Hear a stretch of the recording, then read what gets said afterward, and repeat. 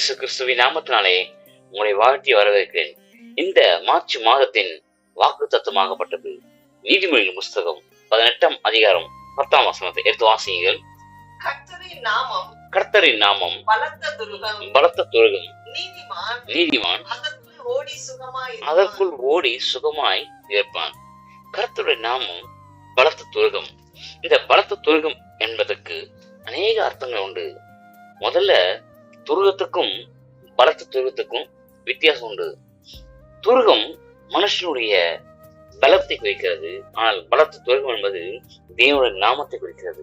இன்னும் சொல்ல போனா துருகம் என்றால் பூமியில இருக்கிற ஒவ்வொரு மனுஷனுடைய பெயர்களை குறிக்கும் என்று சொல்ல போனால், பலத்த துருகம் என்பது அந்த ஒரே ஒரு நாமமாகி இயேசு கிறிஸ்துவின் நாமத்தை மாத்திரம் குறிக்கிறது. பெரியமானவர்களே, கர்த்தருடைய நாமம் பலத்த துருகம், நீதிமான் அதற்குள்ள ஓடி சுகமாய் இருப்பான். கர்த்தருடைய நாமம் பலத்த துருகம் என்று சொல்லும் போது, இந்த கர்த்தருடைய நாமம் புதிய ஏற்பாட்டில மட்டுமல்ல, பழைய ஏற்பாட்டிலும் கர்த்தருடைய நாமம் காணப்பட்டது. ஆனால் பாருங்க, அந்த கர்த்தருடைய நாமம் இன்னைக்கு அநேகர் சொல்லுவாங்க, யெகோவா ஈரே என்று சொன்னால், யெகோவா ஈரே அப்படின்னு சொல்லும் போது அந்த யெகோவா ஈரே ஒரு தெய்வம் என்று சொல்லுவாங்க. ஆனா அங்கே சொல்லப்படும் போது யெகோவா ஈரே என்று சொன்னால் அது இடம், அது பலிப்பீடத்தை குறிக்கிற தவிர வேற அவருடைய நாமத்தை குறிக்கல. அதனால்தான் யாத்திராகம புஸ்தகத்திலே 6ஆம் அதிகாரம் 2ஆம் வசனத்தை எடுத்து வாசிங்க. மேலும் தேவன் மோசேயை நோக்கி, நான் யெகோவா தான், சர்வ வல்லமை என்னும் நாமத்தினால் ஆபிரகாமுக்கும் ஈசாக்குக்கும் யாக்கோபுக்கும் தரிசனமானே. எப்படி தரிசனமாகிற பாருங்க, அவர் தெளிவா வெளிப்பட சொல்றாரு, நான் சர்வ வல்லமுள்ள தேவன், நான் யெகோவா தான், நீ சொன்ன மாதிரி நான் யெகோவா தான், ஆனா நான் சர்வ வல்லமுள்ள தேவன், நான் ஆபிரகாமுக்கும் ஈசாக்கும் யாக்கோபுக்கும் அந்த சர்வ வல்லமுள்ள நாமத்தினாலதான் தரிசனமான தவிர வச்சு, ஆனாலும் யெகோவா என்னும் என் நாமத்தினால் நான் அவர்களுக்கு அறியப்படவில்லை. யெகோவா என்னும் நாமத்தினால் நான் அவர்களுக்கு அறியப்படவில்லை. அப்படின்னா அந்த யெகோவா என்னும் நாமத்தினால் அறியப்படலை. பின் எப்படி அறியப்பட்டிருப்பார்? அவரு சர்வ வல்லமுள்ள தேவன், வல்லமுள்ள பிதா, நித்திய தேவன், சமாதான பிரபு, இன்னும் சொல்லப்போன ஆலோசனை கர்த்தர், அதிசயமானவர், என்னை காண்கின்ற தேவன், இப்படியாக பலதரப்பட்ட அவருடைய குணாதிசயமாய் கருதப்படுகிற இப்படி பலதரப்பட்ட நாமங்களிலே அறியப்பட்டிருக்கிறார். இன்னும் சொல்ல போனா அவருடைய நாமம் பலத்த துருவமா இருக்கிற அந்த நாமத்தினால் அறியப்பட்டார் கூட தவிர யெகோவா என்னும் நாமத்தால் அவர் அறியப்படவில்லை. என்ன புதுசா குழப்பறீங்களா? நான் சொல்ல, வேத வசனம் சொல்றது, அவர் யெகோவா என்னும் நாமத்தினால் அவர் அறியப்படவில்லை. அவங்களுக்கு நான் யெகோவான்னு சொல்லி அவர் நடுவுல இறங்கி செய்யல. நீங்க வேதத்தை எடுத்து வாசி பாருங்களேன். யெகோவா ஈரே, யெகோவா ஷம்மா, யெகோவா நிசியே, யெகோவா ராஃபா, யெகோவா ஷாலும், இதெல்லாம் பாத்தீங்கன்னா எல்லாமே பலிப்பீடத்துக்கு அவங்க கட்டின பெயர். மோசே வெற்றி சுதந்திரத்தை கொண்டு வரும்போது அவன் அங்க ஒரு பலிப்பீடத்தை கட்டி யெகோவா நிசி என்று பெயரிட்டான். அந்த பலிப்பீடத்துக்கு யெகோவா நிசி என்று பெயரிடான் தவிர யெகோவா எனக்கு வெற்றி தந்தார் அப்படின்னு சொன்னதை வச்சு பலிப்பீடத்தை கட்டி அதற்கு பெயரிடந்தா வச்சு அவர் வல்லமுள்ள தேவனா மட்டுமே அங்கே செயல்பட்டார். பெரியமானவர்களே, இந்த பலத்த துருகம் ஒரு காலத்துல, ஒரு குறிப்பிட்ட நாட்களுக்கு பிறகு இந்த பலத்த துருகமாகப்பட்டது.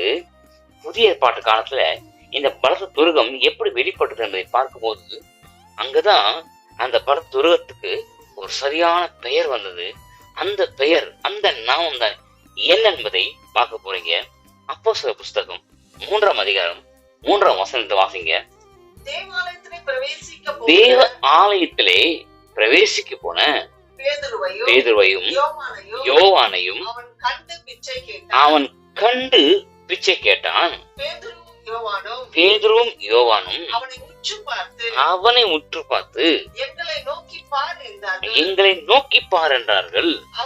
அவன் அவர்களிடத்தில் ஏதாவது கிடைக்கும் என்று எண்ணி அவர்களை நோக்கி பார்த்தான். அவனோட வேலையாதான் பிச்சை கொண்ட வேலை. யாராவது கொடுக்க மாட்டாலாம் எதிர்பார்த்து காத்து கொண்டிருக்கிற காரியம் அது. ஏன்னா அவர் தேவ ஆலயத்துக்கு வெளியே இருக்கும்போது தேவ ஆலயத்துக்குள்ள போகிற சதுசேயராகட்டும், பரிசேயராகட்டும், இஸ்ரவேலர்களாகட்டும், யாரா இருந்தாலும் சரி, நாங்க உள்ள போகும்போது அந்த தேவ ஆலயத்தின் அலங்கார வாசலுக்கு முன்பாக உட்கார்ந்து கொண்டிருக்கிற பிச்சைக்காரர் அத்தனை பேரும் அவர்கள் பிச்சை கேட்டுக்கொள்ள ஏதாவது கிடைக்குமா என்று அவர்களை உற்று நோக்கி பார்த்து கொண்டிருந்தார். அந்த நேரத்துல பேதுரு சொன்ன வார்த்தை தான், அப்பொழுது பேதுரு, வெள்ளியும் பொன்னும் என்னிடத்தில் இல்லை, என்னிடத்தில் உள்ளதை பாருங்களேன், அவங்கிட்ட இருக்கிறத உனக்கு தரண்டாரு. அவர்கிட்ட பேதுருகிட்ட இருக்கிற ஒரு காரியம் தர்றாரு. அந்த பேதுருகிட்ட என்ன இருந்திருக்கும் பாத்தீங்கன்னா, ஏற்கனவே அந்த பேதுரு ஒரு அருமையான ஒரு பலத்த துருகத்துக்குள்ளாக 3 வருஷ காலம் பயிற்சி எடுத்தார். உங்களுக்கு தெரியுமா, இஸ்ரவேல் தேசத்துல பலத்த துருகமாய் காணப்படுகிற ஏறுவது கட்டின ஒரு கோட்டையின் பெயர் தான் மசோடா. அந்த மசோடா கோட்டைக்குள்ளாக கிட்டத்தட்ட ஒரு 1000 பேர் 3000 பேர் தங்குவதற்கு உணவும் தண்ணீரும் போதுமான காரியங்கள் இருக்கும். ஏன்னா அங்கங்க நடக்கிற யுத்தங்கள், நாட்டுக்கு நாடு நடக்கிற யுத்தங்கள் அந்த கோட்டைக்குள்ளாக வந்து விழுந்து விட அவர்கள் போடுகிற குண்டாகட்டும், அம்பாகட்டும், எதுவும் அந்த கோட்டைக்குள்ளாக வந்து தகர்த்து விடாதபடிக்கு அவ்வளவு பிரம்மாண்டமான ஒரு கோட்டை கட்டியது. ஏன்னா அந்த 1000 பேரை பாதுகாப்புக்குள்ள வைக்கிற ஒரு கோட்டை, ஒரு 3000 பேரை பாதுகாப்புக்குள்ள வைக்கிற கோட்டை. அந்த 3000 பேருக்கு தங்க இடமும் உணவும் பிளஸ் தண்ணீரும் எல்லாமே சேர்ந்து, அதுல உணவு சேமித்து வைக்கிற இடமாய் காணப்பட்டது, தண்ணீர் சேமித்து வைக்கிற இடமாய் காணப்பட்டது. அதே போலதான் ஆண்டவராக இயேசு கிறிஸ்துவின் நாமம் நமக்கு வேண்டிய எல்லா ஆவிக்குரிய ஆகாரமும் சரி, மாம்சத்துக்குற ஆகாரமும் சரி, சேர்த்து வைக்கிற ஒரு இடமாய் அது காணப்படுகிறது. உங்களுடைய தேவைகளை சந்திக்கிற ஒரு இடமாய், துருகமாய் காணப்படுகிறது. காரணம், இதற்குள்ள உள்ள இருக்கிறவங்க நீதிமானம் தான் இருக்க முடியும், அநீதிமானம் உள்ள வர முடியாது. அநீதிமானம் வரணும்னா மன்னிப்பு கேட்டு ஞானஸ்தானம் எடுத்து அபிஷேகம் பெற்று அதுக்குள்ள வரணும். ஏன்னா கர்த்தருடைய நாமம் பலத்த துருகம். நீதிமான் தான் அதுக்குள்ள ஓடி சுகமா இருக்க முடியும், அநீதிமான் அல்ல. உலகத்தில் பாவத்தின் காரியங்களுக்காக வாழ்ந்து கொண்டிருக்கிற அல்ல, உலகத்தில் இருக்கிற அநேக காரியங்களை நோக்கி இதுதான் என் உலகம், என் கணவர் தான் எனக்கு உலகம், என் பிள்ளைகள் தான் எனக்கு உலகம், என்னோட மனைவி தான் உலகம், இந்த டாக்டர் தான் உலகம், அவர் கொடுக்கிற அந்த சர்டிபிகேட் தான் உலகம், இவங்க தான் உலகம், அவங்க தான் உலகம் சொல்லி வாழ்ந்து கொண்டிருக்கிறது. இன்னைக்கு பாருங்களேன், கிறிஸ்தவ அத்தனை பேரு முழுக்க முழுக்க கர்த்தருக்குள் உண்மையா வாழ்றவங்க சொல்றேன், அத்தனை பேர் முழுக்க முழுக்க வசனத்தை மாத்திரம் நம்பியிருப்பாங்க. விசுவாசிகளா இருக்கலாம் அல்லது ஊழியர்களா இருக்கலாம், வசனத்தை மாத்திரம் நம்பி ஜீவிப்பாங்க. வசனம் தான் அவங்க வாழ்க்கையில. ஏன்னா அவங்களுக்கு ஒருவேளை மறிச்சா ஸ்ட்ரெயிட்டா அங்கதான் போனோம், அதுக்கு பேசாம ஸ்ட்ரெயிட்டா அவர்கிட்டயே போய் சரணடைஞ்சிடலாமே. அவர்கிட்ட பாதத்தில் விழுந்து, ஆண்டவரே எனக்கு இப்படிப்பட்ட காரியங்களுக்கு இதை நீக்கி போடுது அப்படி சொல்லிட்டாவே வசனத்தை அறிக்கைட்டு சொல்லும் போது வசனமாகப்பட்டு அவர் சொன்ன ஒரு வார்த்தை பிரகாரம் மருத்துவ காரியங்கள் செய்யாதது, இயற்கைக்கு அப்பாற்பட்ட காரியங்கள் செய்யும். மருந்து மாத்திரை செய்யாத ஒரு அற்புதத்தை ஒரு இயற்கைக்கு அப்பாற்பட்ட தேவனுடைய வல்லமை செய்யும், தேவனுடைய வார்த்தை செய்யும். அதனாலதான் அவன் சொன்னாரு, யோவான் 6:63 சொல்லும் போது ஒரு வாசனை, என் வார்த்தை ஆவியும் ஜீவனமா, என் வசனம் ஆவியும் ஜீவனமாகிறது. அது ஆவியா இருக்குது, பார்க்க முடியாது, ஆனா அது ஜீவன் இருக்குது. அந்த ஜீவனை கொடுக்கிறவர் அந்த வசனத்தை நீ அறிக்கையில அதுல இருக்கிற ஜீவன் உனக்குள்ளாக வந்து எந்த ஒரு உள்ளக உறுப்புகள் அல்லது எந்த ஒரு காரியங்கள், எந்த ஒரு வியாதிகள் வலிமை இருக்கிறதோ அவை எல்லாவற்றும் நீக்கி போட்டு உள்ள இருக்கிற உறுப்புகள், சேதமடைந்த உறுப்புகளுக்கு ஜீவனை கொடுக்க வல்லமை உள்ளதாய் காணப்படுகிறது. அதனாலதான் என் வார்த்தை ஆவியும் ஜீவனமா இருக்க சொல்லி அவர் சொன்னார். பெரியமானவர்களே, அதனாலதான் பாருங்களேன், பேதுரு சொல்லும் போது வெள்ளியும் பொண்ணும் என்னிடத்தில் இல்ல, என்னிடத்தில் உள்ளதை உனக்கு தருகிறேன். பாருங்களேன், எல்லா நாமத்துக்கு மேல நீங்க நினைக்கிறீங்களா பிரியமானவர்களே, தேவனை துதிக்க 1000 நாமங்கள் உண்டு, நிறைய பாடல்கள் வந்துச்சு. ஏகோவா தேவனுக்கு 1000 நாமங்கள், எதை சொல்லி பாடிடுவே. பாடலாம், எதை வேணா சொல்லி பாடலாம். ஆனா இப்படிப்பட்ட எல்லா நாமத்துக்கும் மேலாக 1000 நாமங்களுக்கு மேலாக இருக்கிற ஒரே ஒரு நாமம் இயேசு கிறிஸ்து என்ற ஒரே நாமம் தான். ஏன் தெரியுமா சொல்றேன்? எல்லா நாமமும் அவருக்கு கொடுக்கப்பட்டிருந்தாலும் இந்த ஒரே ஒரு நாமத்தின் நிமித்தம் விசுவாசகிட்ட போய் நீங்க சொல்லி பாருங்களேன். யெகோவா நாமத்தால வெளியே போனா போவாது. யெகோவா ஷம்மா நாமத்தின் நிமித்தம் வெளியே போனா போவாது. யெகோவா நிசி நாமத்தை வெளியே சொன்ன போவாது.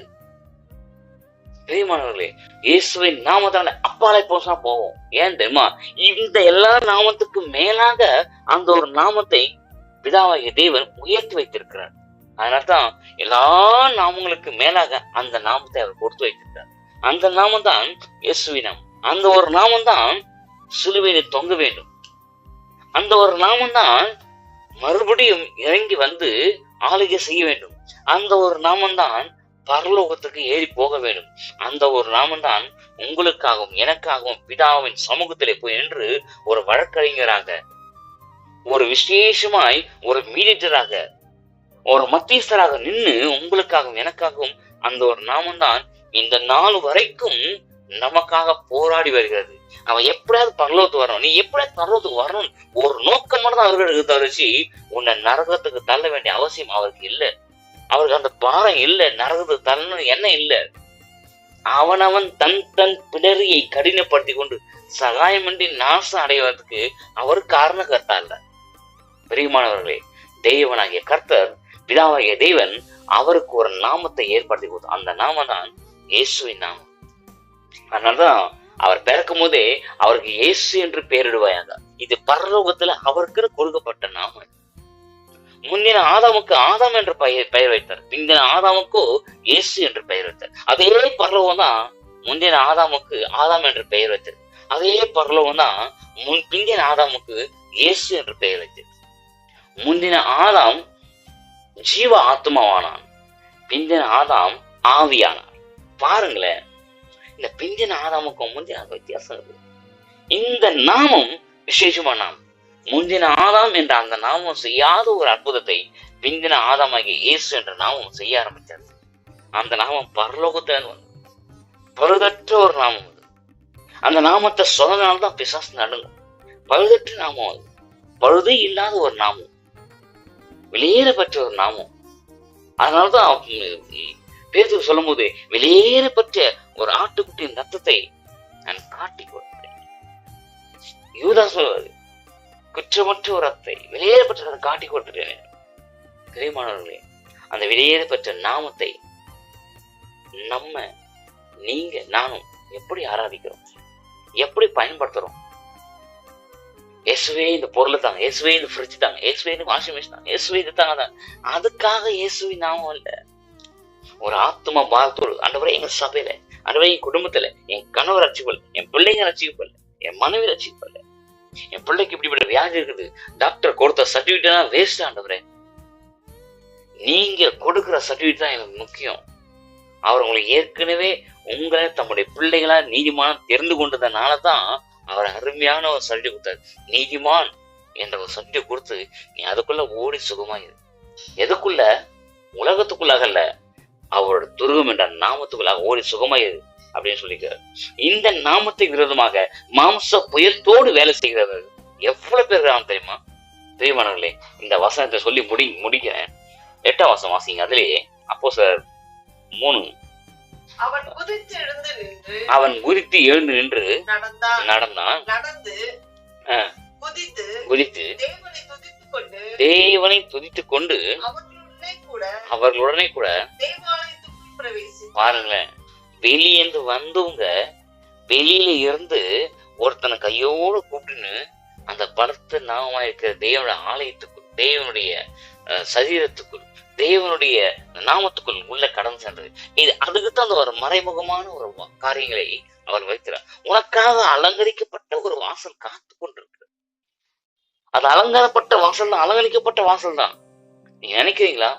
நீ வரும்போது அந்த நாமம் ஏற்கனவே உனக்காக ரத்தத்தினால் அலங்கரிக்கப்பட்டிருக்கு.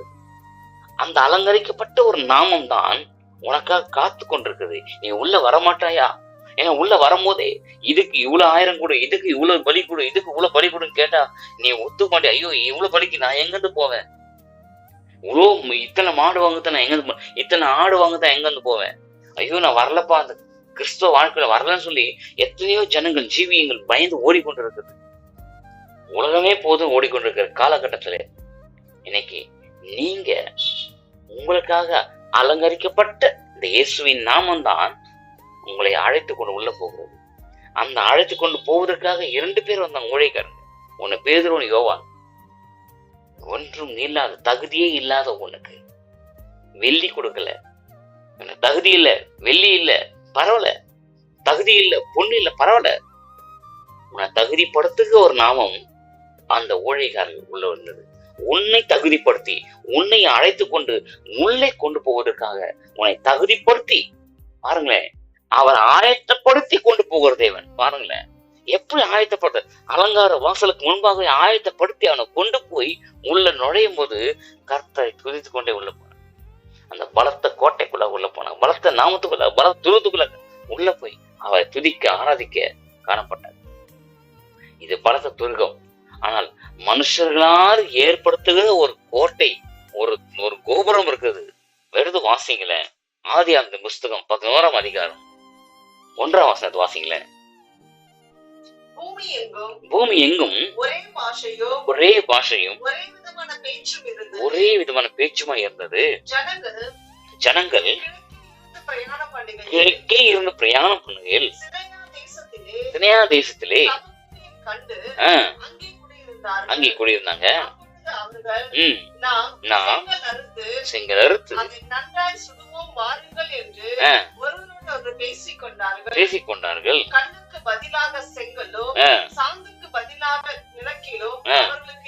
இருந்தது. அவர்கள் பூமியின் மீது எங்கும் பாருங்களேன், பூமியின் மீது எங்கும் சிதறி போகாதபடிக்கு நமக்கு ஒரு நகரத்தையும் வானத்தின் அலாவும் சிகரமுள்ள கோபுரத்தை கட்டி நமக்கு பேர். பாருங்க, இது மாம்ச இச்சையின் காரியங்களிலே, மாம்ச சிந்தையின் காரியங்களே. அவங்களுக்கு இன்னைக்கு அநேகர் அப்படித்தான். எனக்கு ஒரு பேர் வரணும், என் ஊழியத்துல எனக்கு ஒரு பேர் இருக்கணும், என்னுடைய ஊழியத்துல என்னுடைய சபையில எனக்கு ஒரு பேர் இருக்கணும். இந்த காரியங்கள் இந்த பிரதர் செஞ்சாரு, இந்த லைட் இந்த பிரதர் வாங்கி கொடுத்தாரு, இந்த ஃபேன் இந்த பிரதர் வாங்கி கொடுத்தாரு. அந்த காலத்துல பாத்தீங்கன்னா டியூப் லைட் வாங்கி கொடுத்தா கூட டியூப் லைட்ல ஓரமா ஒரு பேர் எழுதுவாங்க. இது அந்த அவர் வாங்கி கொடுத்தாரா. ஃபேன்ல அந்த ஓரமா அந்த பேர் எழுதுவாங்க, இது அந்த பிரதர் வாங்கி கொடுத்தாரா அப்படின்னு. இன்னைக்கு இந்த சபையில இந்த ஃபேனை வாங்கி கொடுத்தவரு இந்த அருமையான இந்த பிரதர் சொல்லி அந்த சோல்ஸ பேரை சொல்லுவாங்க. இன்னைக்கு அப்படித்தான் அந்த காலகட்டத்துல இஸ்ரவேல் ஜனங்கள், அதாவது அந்த ஜனங்கள் அப்படி செய்தாங்க. கோபுரத்தை கட்டி நமக்கு ஒரு பேர் உண்டாக்கும். நீங்க அநேக ஊழியக்காரர்களும் சரி, விசுவாசிகளும் சரி, சபையில ஒரு காரியத்தை செஞ்சுட்டா அவங்களுக்கு பேர் வந்துடணும், அவங்க பேரு உலகம் முழுச பரவணும். சபையில எங்க பாஸ்டர் மாதிரி யாருமே கிடையாது, எங்க ஊழியக்காரமே யாரும் கிடையாது, எங்க சபை விசுவாசமே யாரும் கிடையாது. அதுக்காக கர்த்தர் அழைக்கல, நீ கர்த்தருடைய நாமத்தை உயர்த்தும்படிக்காகத்தான் கர்த்தர் உன்னை அழைத்தார். உன்னோட ஊழியத்துல கர்த்தருடைய நாமத்தை உயர்த்தி பேசு, உன் பேரை உயர்த்தி பேசி ஒரு 10 காசு பிரயோஜனம் இல்லை. உன்னுடைய பேரை உயர்த்தி பேசுனா ஒரு பிரயோஜனமே இல்லை. உன்னுடைய பேரை உயர்த்தி, நான் பத்தியா ஊழியக்காரங்களும் எதிர்த்து கேள்வி கேட்டேனே, அந்த கேள்வி கேட்கறதுனால நீ நல்லவங்களும் ஆயிட முடியாது, நீங்க நல்லவங்களும் ஆயிட முடியாது, நீங்க நீதிமானம் ஆக முடியாது. ஊழியக்காரர்களை எதிர்த்து பேசுகிற, அவர்களுக்கு விரோதமா பேசுற அபிஷேகத்தின் நாவுகளை, அந்த அபிஷேகத்துக்கு விரோதமா பேசுற அந்த நாவுகளை கர்த்தர் கடிந்து கொள்வாராங்க. ஏன் தெரியுமா சொல்றேன், அவங்க பெற்றிருக்கிற அபிஷேகம். அதே போல பரிசுத்த ஊழியக்காரர்களும் சரி, விசுவாசிகளுக்கு விரோதமா பேசக்கூடாது. பேசினா உடனே மன்னிப்பு கேட்டணும், உடனே அந்த ஸ்பாட்ல. அது விசுவாசியா இருந்தாலும் சரி, விசுவாசி ஊழியக்காரர்களா இருந்தாலும் சரி, உடனே மன்னிப்பு கேட்டணும். ஐயா உங்களுக்கு தெரியாம பேசிட்டு மன்னிச்சிருங்க, அவ்வளவுதான். ஏன் தெரியுமா, உனக்கு ஒரு பேர் உண்டாக, நான் கேட்ட கேள்விக்கு அவனால பதில் சொல்ல முடியலன்னு சொல்லி அந்த பேர்லாம், ஒரு பெருமை பேர்லாம் எடுக்காதீங்க. பெருமைகளும் கர்த்தர் எடுத்து நிற்பார். மேன்மை பாராட்டுகிறவன் கர்த்தரை குறித்து மேன்மை பாராட்டணும். உன் பேரை மேன்மை பாராட்டு வைக்கணும், ஜீவ புஸ்தகம் பேர் இருக்காது. உன் பேரை மேன்மை பாராட்டணும்னு நினைச்சேன்னா ஞாபக புஸ்தகம் பேரை எடுத்து போடுவாரு. அப்புறம் மோசை மாதிரி யாராவது வந்து நின்று, ஆண்டவரே அவங்க பேரை கிறுக்கி போடாதீங்க, என் பேரை கிறுக்கி போட சொல்ற அளவுக்கு வந்து நிக்கணும்.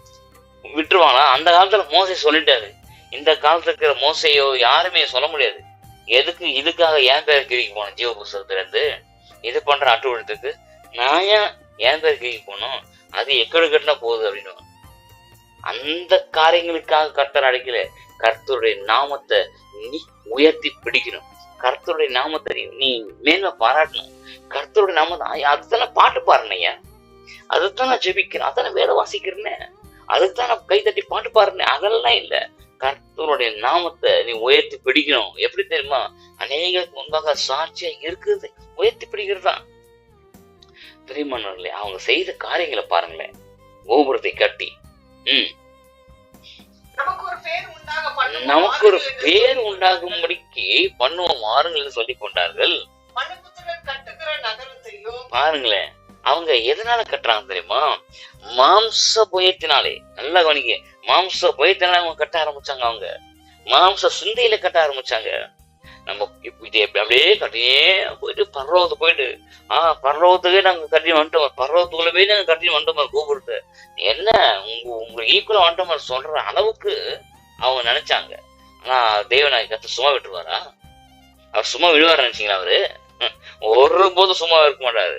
அவருக்கு ஈக்குவலா யாரும் வர நினைக்க மாட்டாங்க. ஏன்னா என்னுடைய நாமத்தை வேற ஒருவனும் கொடையிட்டாரு, என்னோட மகிமை வேற ஒருவனும் கொடுக்க மாட்டேன்ட்டாரு, என்னோட துதியை என்னோட மகிமை வேற ஒருவனும் கொடுக்க மாட்டேன். அவரோட மகிமை திருடுறதுக்கு நீங்கள் நானும் யாரு?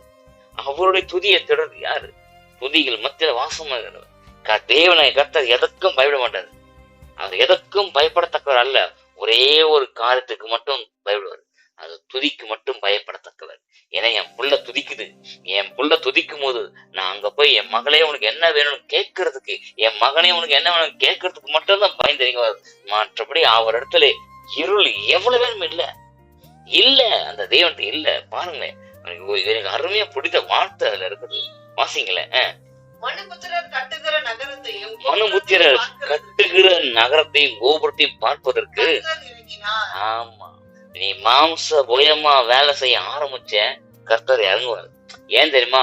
உன்னை கொண்டு அநேக காரியங்களை செய்யணும்னு நினைக்கிற தேவனுக்கு விரோதமா மாம்சத்தின் சிந்தையோட வேலை செய்யாத, மாம்ச ஈச்சோடு வேலை செய்யாத, ஜீவனத்தின் பெருமையோட வேலை செய்யாத, கண்களின் ஈச்சோடு வேலை செய்யாத.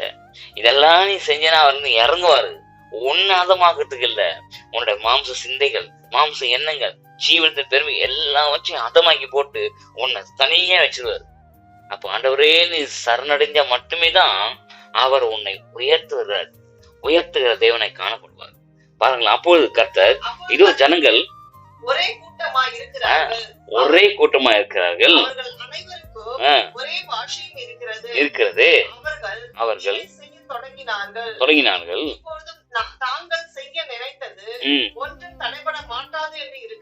பாருங்களேன், நான் செய்யறது எதுவும் எனக்கு ஃபுல்லா சக்சஸ்ஃபுல்லா நினைப்பீங்க. உனக்கு தெரியுமா, 2 பேர் ஜெபிக்கிற ஜெபம் கர்த்தருக்குள் துருகத்துக்குள் இருந்து ஜெபிக்கிற ஜெபமும், துருகத்துக்கு வெளியே இருந்து அதே கிறிஸ்தவர்கள் ஜெபிக்கிற ஜெபமும், இவனும் கிறிஸ்தவன் தான் இவனும் கிறிஸ்தவன் தான், இவங்க 2 பேர் ஜெபிக்கும் போது இந்த மனுஷனுக்கு கர்த்தருக்குள்ள இருக்கிற மனுஷனுக்கு லேட்டா கிடைக்கும். இதே கர்த்தருக்குள் இவங்களும் சபைக்கு போக என்ன செய்வாங்க, எங்களுக்கு உடனே கிடைச்சிடும். அது ஆச்சரியப்பட்டு போகிற அளவுக்கு, ஆண்டவர் இதே காரியத்துக்கு நான் ஜெபிச்சேன் எனக்கு கிடைக்கல, ஆனா இவங்களுக்கு உடனே கிடைச்சிது ஆண்டவரே அப்படின்னு சொல்லும் போது பாத்தீங்கன்னா, இவங்களுடைய ஜெபம் வான மண்டலத்தில் பொல்லாத ஆவிகிட்ட போய் அதை ஷேங்ஷன் கீழே வரும். ஒண்ணு என்ன பிரியமான சகோதர சகோதரி, ஏன் தெரியுமா? இதே சகோதரி தான் எனக்கு முன்னமே ஜெபிச்சாங்க, ஆனா அவங்களுக்கு கிடைக்கல, எனக்கு கிடைச்சிச்சு. ஏன் தெரியுமா? இந்த சகோதரி இந்த ஜெபத்தை கர்த்தர்கிட்ட சொல்லும் போது அந்த ஜெபமாகப்பட்டது வான மண்டலத்தின் சேனையில போயிட்டு சேங்ஷன் உடனே வரும். அங்க ஒரு மேல ஒரு மீட்டிங் நடக்கும். என்ன தெரியுமா? இது நம்முடைய ஆள், இது எது கேட்டாலும் கொடுத்துடலாம். ஏன் தெரியுமா? இது காலாகாலத்துக்கு உட்காந்து சீரியல் பார்த்துன்னு இருக்கும், இது காலாகாலத்துக்கு உட்காந்து நகை உட்காந்துக்கும், இது காலாகாலத்துக்கு உட்காந்து இதுதான் உலகப்புறமான காரியங்களை வாசம் பண்ணும். இது அதனால இது கேட்டத்தை கொடுத்துரு, என்னைக்கு என்னாலும் இந்த ஆத்துவம் நம்ம கிட்ட வந்துடும். பேருக்குன்னா கிறிஸ்துவம் சொல்லி இது சொல்ற சாட்சி நிமித்தம் அநேக உண்மையை ஒத்துமாக்குற கிறிஸ்தவர்கள் அந்த கிறிஸ்துவ ஜீவத்தை விட்டு வெளியே வந்துருவாங்க. அதுக்காக வச்சிரு. ஆனா உண்மையை ஒத்துமுள்ள அந்த கிறிஸ்துவ மகள் மகன் ஜெபிக்கும் போது லேட் ஆகும். அது கர்த்தருடைய கரத்துல போகும். அது யார் ஜெபிக்குது? அதை அவங்க ஜெபிக்கிறான், அதை தொடாத. அது போய் அங்கிருந்து பதில் வாங்கி கொண்டு வரும்போது அப்போ நம்ம தடை பண்ணிக்கலாம். லேட் ஆகும், தாமதம் ஆகும். தாமதம் ஆனாலும் நன்மைக்கு ஏதுவாக முடியும். தானியேலின் ஜெபம் தாமதமா ஆச்சு, ஆனா நன்மைக்கு ஏதுவாக முடிஞ்சது. பிரியமானவர்களே, கவலைப்படாதீங்க. நீங்க கவலைப்படுறது ஒரு முழம் கூட்ட முடியாது. உங்களுக்குள்ள அவர் இறங்கி வந்தாரு. இஸ்ரவேல் தேசத்துல ஆண்டவரே இயேசு கிறிஸ்து ஒரு வசனம் பிரகாரமா இறங்கி வந்தாரு. தெரியுமா உங்களுக்கு? அந்த வசனம் தான் எனக்கு ரொம்ப மிகவும் பிடிச்ச வசனம். இஸ்ரவேல் தேசத்துக்குள்ள அவர் இறங்கி நினைக்கும் போது இயேசுவின் நாமமாய் மாத்திரமல்ல, ஒரு துருவமாய் கடந்து வந்தார். அது அப்படியே வசனம் தெல்ல தெளிவா சொல்லும் போது நான் ஆச்சரியப்பட்டேன். இந்த வசனம் இவருக்காக தான் இருக்குதான்னு ஆச்சரியப்பட்டேன். பெரியமானவர்களே, இந்த மாதத்துல இருக்கிற வாக்கு தத்தத்தின் பிரகாரமாகவே அந்த வசனம் அப்படியே இருக்குது. நான் ஆச்சரியப்பட்டது நிமித்தம் எனக்கு ரொம்ப மனசு சந்தோஷமாயிடுச்சு. அதுக்கு முன்னாடி மாம்ச பயத்தோடு, மாம்ச சிந்தையோடு, மாம்ச பலத்தோடு, மாம்ச எண்ணத்தோடு நீ உன்னுடைய கோபுரம் என்கிற உன்னுடைய காரியங்களை கட்டாத. உன்னுடைய பெருமையை கோபுரமா கட்டாத. உன்னுடைய ஆசைய கோபுரமா கட்டாத. உன்னுடைய எனக்கு எல்லாமே என் கணவன் தான் சொல்லி அவனை கோபுரமா பார்க்காத. அவனை உச்சியில வச்சு பார்க்காத. கோபுரத்தின் உச்சியில வச்சு பார்க்காத. உன்னோட மனைவி எனக்கு எல்லாமே என் மனைவி தான் சொல்லி கோபுரத்தின் உச்சியில வச்சு பார்க்காத. கோபுரமா பார்க்காத. எனக்கு எல்லாமே என் பிள்ளைங்க தான் சொல்லி பிள்ளைங்களை உயர்த்தி பேசாத. தேவனுக்கு முன்பாக தாழ்மைப்படு. தாழ்மைப்படு. தாழ்மைப்படும் போது தன்னை தானே தாழ்த்துகிறவன் தான் உயர்த்தப்படுவான். நீ உயர்த்தப்பட வேண்டும் என்று சொன்னால் உன்னை தாழ்த்து, உன் பிள்ளைகளை தாழ்த்து, உன் கணவரை தாழ்த்தவை, உன் மனைவியை தாழ்த்தவை. குடும்பமாய் அவர் சமூகத்திலே தாழ்ந்து கிடக்கும் போது கர்த்தர் உங்களை உயர்த்த வல்லமில் வர்றாரு. எந்த இடத்துல உனக்கு அவமானம் மரியாதை போச்சோ அதே இடத்துல கர்த்தர் உனக்கு மதிப்பு மரியாதை, அதே இடத்துல அருமையான வேலையை கொடுத்து அதே இடத்துல உன்னை உயர்த்தி வைக்கிற ஒரு ஸ்தானத்தை கொடுத்து உன்னை உயர்த்தி வைப்பாரு. இதுக்கெல்லாம் காரணமா உன்னுடைய மாம்ச பயத்தை, உன்னுடைய மாம்ச பலத்தை, மாம்சத்தினால போராடுகிற காரியங்களை இந்த ஜனங்கள் போராடி ஒரே கட்டுகிற கோபுரத்தை போல அவங்க மாம்ச சிந்தையில கட்ட நினைச்சாங்க. கர்த்தரை தகர்த்து போட்ட ஒண்ணும் பண்ணல. பாபேல் கோபுரத்தெல்லாம் இடிக்கல, எதுவும் செய்யல. ஒரே ஒரு வார்த்தை, பாஷையை தாறுமாறாக்கினார். அந்த பாஷையை தாறுமாறாக்கின விளைவு கட்டப்படாமல் பாதியிலே நின்று போச்சு, முடிஞ்சு போச்சு. அவ்வளவுதான். அதே போலதான் எந்த அளவுக்கு உயர்த்தி பேசணும்னு நினைக்கிறியோ உன் நாவின் காரியங்களை அபத்தமாக்கி போடுகிற தேவன். உன் நாவின் காரியங்களை அபத்தமாக்கி போட்டாருன்னு வச்சுங்களேன், நீ செய்கிறது என்ன உனக்கே தெரியாது. அதனால்தான் சிறுவிலை சொல்லவும் சொன்னார், பிதாவே இவர்கள் மன்னியும், இவர்கள் செய்கிறது என்னவென்று அறியாமல் செய்கிறார்கள். பிதாவே இவங்க என்ன செய்யற அவங்களுக்கே தெரியல. எனக்கு ஆப்போசிட்டா இந்த ஒரு நாமத்துக்கு ஆப்போசிட்டா அவங்க நிக்கிறேன்றாங்க.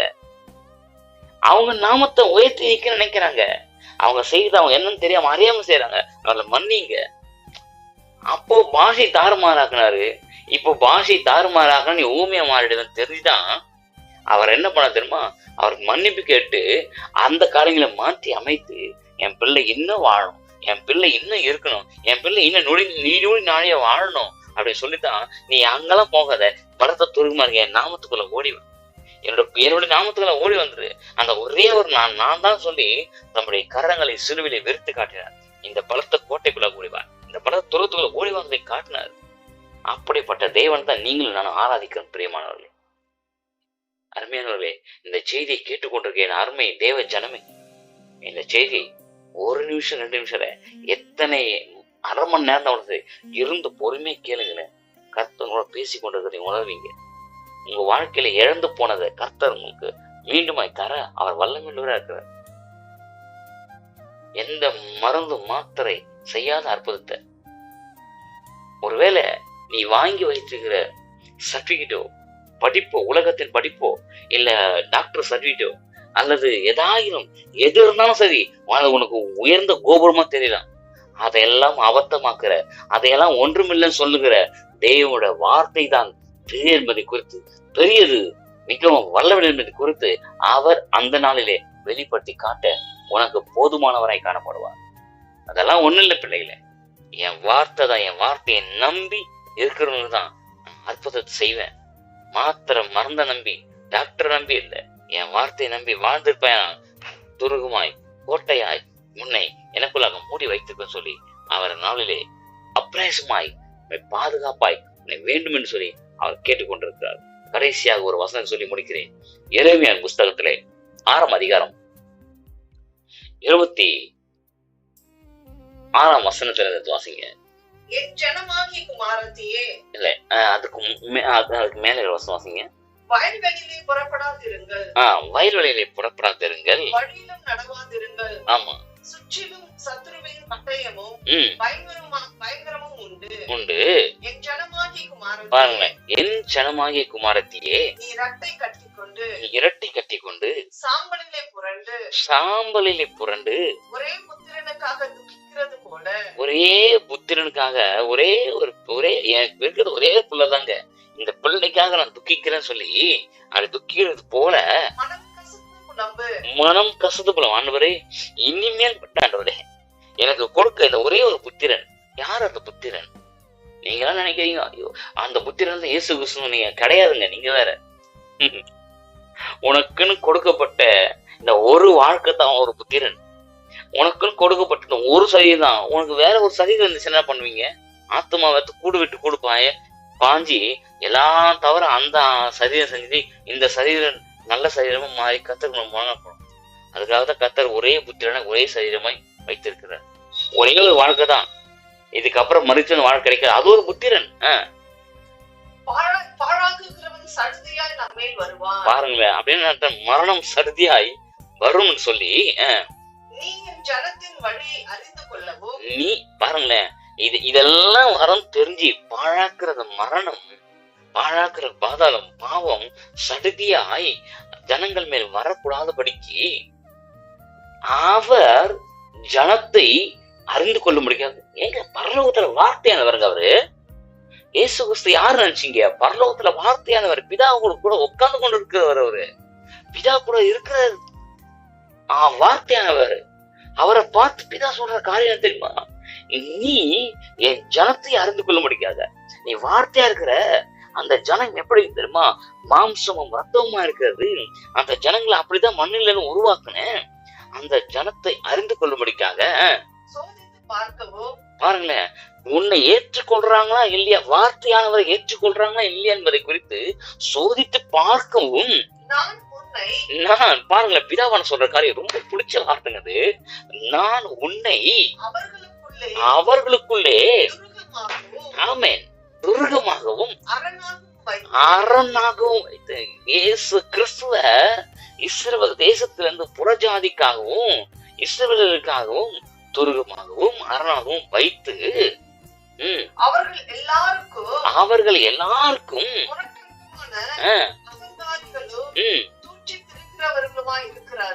பாருங்களேன். அப்ப என்ன அர்த்தம்? அப்ப எந்த இப்படிப்பட்ட ஜனங்கள் மத்தியில இயேசு கிறிஸ்துவா யார்? அவரு அப்படி அசட்டா தூக்கி விசிறி கடாசுறவங்க. அப்படியே பட்டவங்க மத்தியில உன்னை எப்படி தெரியுமா வச்சிருக்கிற? நீ வார்த்தை தான்ப்பா. நீ போய் இந்த ஜனங்களுடைய குணத்தை தெரிஞ்சுக்கணும்னா அவங்களுக்கு துருகமா போ. ஏன் தெரியுமா? துருகம் என்ன தெரியுமா? பெரிய கோட்டைங்க. துருகம் பெரிய கோட்டை, பெரிய டவரு. அந்த ஓரத்துல யார் வேணா வந்து செவுத்துக்கு வெளியில, கோட்டைக்கு வெளியில செவருங்க. அந்த செவருல யார் வேணா வந்து சாஞ்சி நிப்பான். அந்த கோட்டையில சாஞ்சி இந்த செவுத்தை பத்தி குறை சொல்லுவான். காலை தூக்காத வச்சு நின்று குறை சொல்லுவான். என்னடா செவரு கட்டிக்கிறாங்கன்னு. யாரா இந்த இயேசு? இவர் வந்துட்டாரா, இவர் வந்து அற்புதம் பண்ணிட்டாரா, நம்ம பொழப்பு கெடுக்கிறான்னு சொல்லிட்டு சதுசேயெல்லாம் குறை சொல்ல ஆரம்பிச்சாங்க. கோட்டைய வச்சு அந்த துருகத்தை வச்சு குறை சொல்ல ஆரம்பிச்சாங்க. யார் இவரு? அவங்க நினைச்சது துருகம் வேற. ஏன்னா அவர் வந்து அப்படியே பகிரங்கமா வருவார் நினைச்சாங்க. ஆனா அந்த துருகம் சின்ன ஒரே ஒரு கல்லா வந்தது, ஒரே ஒரு சிவரா வந்தது, ஒரே ஒரு கல்லா வந்தது. அப்புறம் கல்லு வளர ஆரம்பிச்சது. வந்து அப்புறம் வந்து துருகம் மாறுச்சு. மாறி அவ்வளோ பெரிய இஸ்ரவேல் ஜனங்களுக்குள்ள ஒரு துருகமா வந்து நின்னாரு, அரணா வந்து நின்னாரு. நான் பாத்துக்கிறவங்கள நான் செய்யறேன்னாரு. சட்டை பண்ணல, மதிக்கிற தூக்கி விசி காசு போயிட்டாங்க அவரு. அப்புறம் பார்த்தாரு பிதாக்கள் இருதயத்தை பிள்ளைகள் இருதயத்தை பிதாக்களை திருப்புகிற அந்த ஒரு ஸ்தானத்துல மாறி அருமையா தெற்கத்தி வெள்ள திருப்புகிறது போல பிதாவின் அன்ப புறஜாதிக்கு திருப்பி விட்ட ஒரு துருகமா இருந்தால்தான் இன்னைக்கு நீங்கள நானும் ரட்சிப்புக்குள்ள கடந்து வந்து, ஞானத்துக்குள்ள கடந்து வந்து, அபிஷேகத்துல கடந்து வந்து, வரங்களுக்குள்ள கடந்து வந்து, அவரோட ஆசீர்வாதத்துக்குள்ள கடந்து வந்து, இன்னைக்கு நீங்களும் நானும் கிறிஸ்துவை உடையவர்கள் என்ற பெயரை பெற்று வாழ்ந்து கொண்டிருக்கிறோம் பிரியமானவர்களே. அதனால அந்த துருகம் உங்களுக்குள்ளாக துருகம் பாருங்களேன், கரெக்டா லாக்காவது பாருங்களேன் வசனம். நான் உன்னை அவர்களுக்குள்ளாக ஒரு துருகமும் அரணுமாய் வைக்கிறேன். போய் பாரு, ஜனல பாருன்னாரு. மேல அக்கடான்னு இந்த வார்த்தையானவரை துருகமா மாத்தி அரணா மாத்தி உனக்குள்ளாக அனுப்பி உன்னை பாதுகாக்கிறதுக்காக ஒரு துருகம் வந்தவர் தாங்க நம்முடைய ஆண்டவராக இயேசு கிறிஸ்து. உனக்கு ஒரு அரணாய், உனக்கு ஒரு அப்படியே மதில் சிதற இருக்கும்படிக்காகத்தான் உனக்கு வந்து நின்று தாங்க ஆண்டவராக இயேசு கிறிஸ்து. விட்டுறாதீங்க, அந்த கோட்டையை விட்டுறாதீங்க, அதுக்குள்ள ஓடிவா. ஏன்னா உபாவின் புஸ்தகம் 4ஆம் அதிகாரத்துல 31ஆம் வசனம் 33ஆம் வசனம் இப்படியே சொல்லி இருக்கிறது. அவர் நமக்காக இறங்கி வந்த ஒரு அடைக்கல பட்டணம். மோசே சொல்வார், 3 அடைக்கலை பட்டணத்தை கிழக்கே பார்த்த போல கட்டு அப்படின்னு.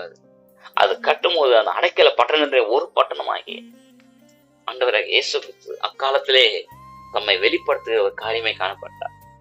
ஏதாயிரம் கையின் பிசையினாலே முற்காரியங்களினாலே அவன் ஏதோ தெரியாதனமா செஞ்ச பாவத்து நிமித்தம் எங்க போய் ஓடி ஒழிக்குன்னு தெரியாம இருக்கும் போது நீ அடைக்கலை படர்ந்து உள்ள வந்துட்டுனா வெளியே இருக்கிற ஆட்கள் உன்னை கொலை பண்ண முடியாது, உன்னை கொல்ல முடியாது சொல்லிதான் ஒரு அடைக்கலை பட்டணத்தை கட்டினாங்க.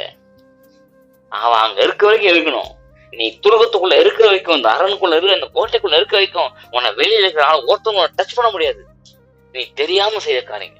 அதே போலதான் உனக்காக சிலுவையில ரத்தத்தை சிந்தி உன்னை அந்த ரத்தத்தின் கோட்டைக்குள்ள மூடி மறைக்கும் போது பிசாசான ஒரு நிமிஷம் உன்னை தொடவி கூடாது என்பதற்காகத்தான் அவர் உனக்கு அரணாய் துருகமாய் நம்ம ரத்தத்தின் கோட்டையை மூடி மறைத்து கொண்டு வாழ்ந்து கொண்டிருந்தார். உன்னை அதுக்குள்ள வந்துரு, நீ சுகமாயிரு, மற்றதான் நான் வெளியே பாத்துக்கிறேன். அவர் வெளியே இருந்து பாத்துக்கிறதே வேணுங்க. போ பேசட்டும், காலைய செவுரு என்கிற அரண் மேல அந்த கோட்டை மேல காலை வச்சு பேசணும், கையை வச்சு பேசணும், துப்பி கூட பேசணும். ஆனா உனக்கு அந்த உள் பக்கத்துல உனக்கு ஏதோ விழாது. உன்னை மூடி மறைச்சுக்கிறேன். யாரு என்ன துப்புனாலும் அந்த செவுத்துல, அந்த அரண்ல, அந்த கோட்டையில வெளிப்புறத்தான் சிந்தப்படணும் தவிர்த்து உன்னை பத்தி குறை பேசணும் எல்லாம் வெளியதான் இருக்குன்னு தவிர்த்து உனக்குள்ள வந்து உன்னை டிஸ்டர்ப் பண்ணாது. உனக்குள்ள ஏன்னா நீ வந்து கோட்டைக்குள்ள இருக்கிற, அரணுக்குள்ள இருக்கிற, ஒரு துருகத்துக்குள்ள இருக்கிற.